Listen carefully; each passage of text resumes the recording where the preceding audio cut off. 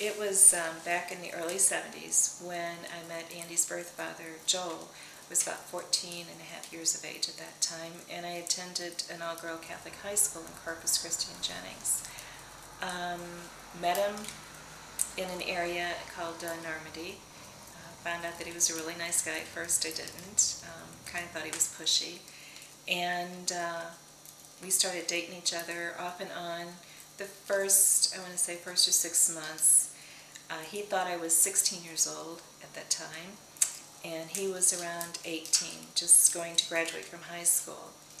And after the first year of dating each other, he finally, he went into the service and didn't graduate from high school and was stationed down in Fort Leonard Wood. And we wrote to each other during that time, back and forth, sending letters and getting to know each other more and more. That was in March of '72. The way he told me was kind of different. We went to see a movie that night and saw the movie Mesh. And as he brought me home that evening, that's when he told me he had enlisted and was going to be leaving for Vietnam within the next couple of weeks.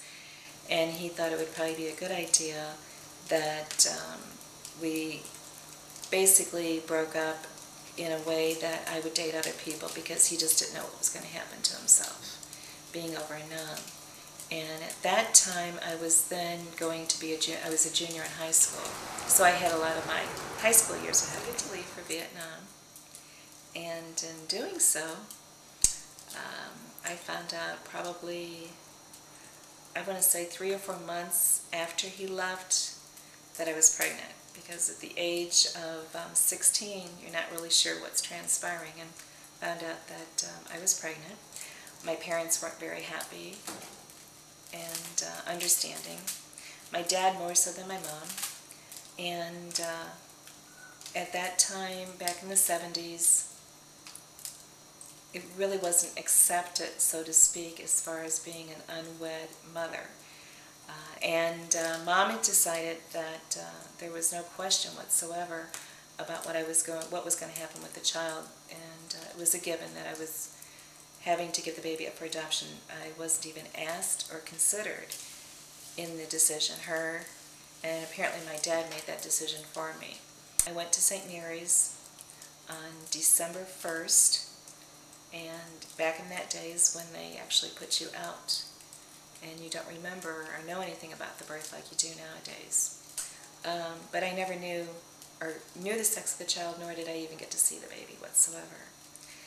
So when you go for your post-op appointments with the OBGYN is when I first found out what sex the baby was, and that was because the nurse looked at me and said, "Oh, you're the one who gave birth to that beautiful baby boy."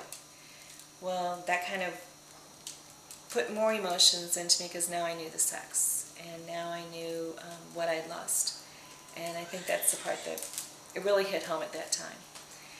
He and I got back in contact with each other, and granted, he knew nothing about the baby whatsoever because he was in Vietnam, and we had written letters back and forth to each other during that period of time, and I received only one of his letters, and he had only received 2 of mine. So we had a lot of catching up to do come March. And that's when I was able to tell him about the birth of his son.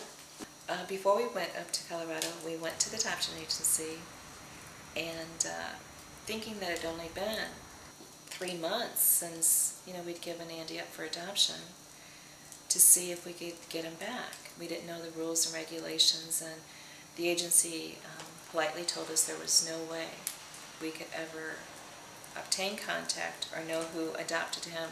The adoption was final, papers were signed, so on and so forth. And I just remember that day that both of us just felt like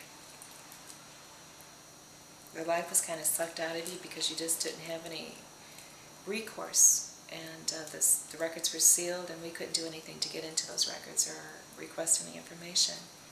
So the next day, there we were in this red Datsun pickup truck and going off to Colorado. 8-hour drive up to Colorado, and it was exciting. It was a new life, a new start for me. So the years had kind of gone on, but I always knew December 1st every single year was my son's birthday. Then the most recent was in 2005.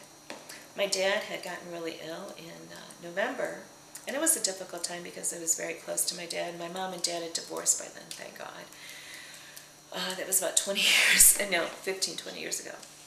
And one day on my cell phone, I get this phone call, and it says, hi, this is Andy. You can reach me at this number, blah, blah, blah. Andy Kessler, I'm sorry. You can reach me at this number, blah, blah, blah.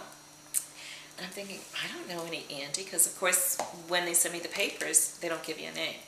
They just said your son. Right around Mother's Day, and I get a phone call from a florist saying, we need directions to your house. And the card said, love, Andy Kessler. And I'm like, oh my God, Andy Kessler, the phone call, and the card.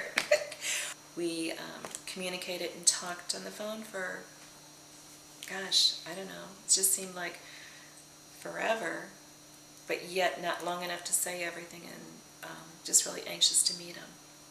Andy and Karen come walking in, and it was just an awesome welcoming, because Diana and I were sitting at the bar, and they walked in, and just immediately Andy just comes over and hugs me, and it was just like, whoa, you know, this is something I really didn't expect, and my sister was the same way. It was so welcoming that it just already put me at comfort level. And from my perspective, everything that I had hoped and wanted for 33 years was finally right in front of my face. And it was living, breathing sun, and it's just something that you just didn't, you never thought it was ever going to happen. You never thought that day would come. Andy and I have evolved into a really nice relationship with his family. I have granddaughters and a grandson, and my other children accept him and love him. So it's been a wonderful experience.